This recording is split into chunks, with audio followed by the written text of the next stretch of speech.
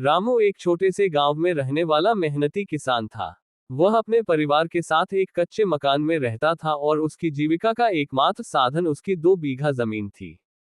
हर दिन सुबह सूरज निकलने से पहले वह अपने खेतों में पहुंच जाता, मिट्टी की नमी जांचता, फसल की हालत देखता और दिन भर पसीना बहाकर अपने खेतों की देखभाल करता। रामू का सपना था कि उसकी मेहनत रंग लाए और उसकी फसल इतनी अच्छी हो कि वह अपने बच्चों को अच्छे स्कूल में पढ़ा सके और अपने परिवार को बेहतर जीवन दे सके। लेकिन खेती करना इतना आसान नहीं था। कभी सूखा पड़ता, कभी बेमौसम बारिश, तो कभी कीटों का प्रकोप उसकी फसल को नुकसान पहुंचाता।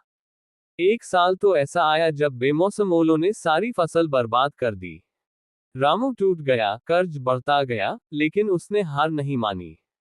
एक दिन गांव में कृषि विभाग की टीम आई। उन्होंने किसानों को जैविक खेती, सिंचाई के आधुनिक तरीके और सरकारी योजनाओं की जानकारी दी।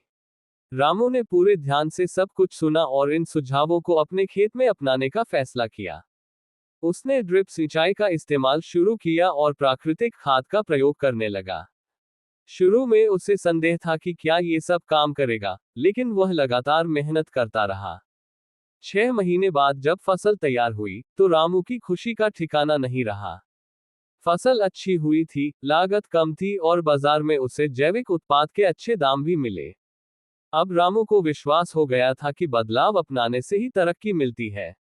रामू ने गांव के दूसरे किसानों को भी अपने अनुभव बताए और उन्हें नई तकनीकों के लिए प्रेरित किया। धीरे धीरे पूरा गांव उन्नत खेती की ओर बढ़ने लगा। रामू अब सिर्फ किसान नहीं रहा, वह गांव में बदलाव का प्रतीक बन गया। उसकी मेहनत, धैर्य और सीखने की जिज्ञासा ने उसे एक साधारण किसान से प्रेरणादायक किसान बना दिया।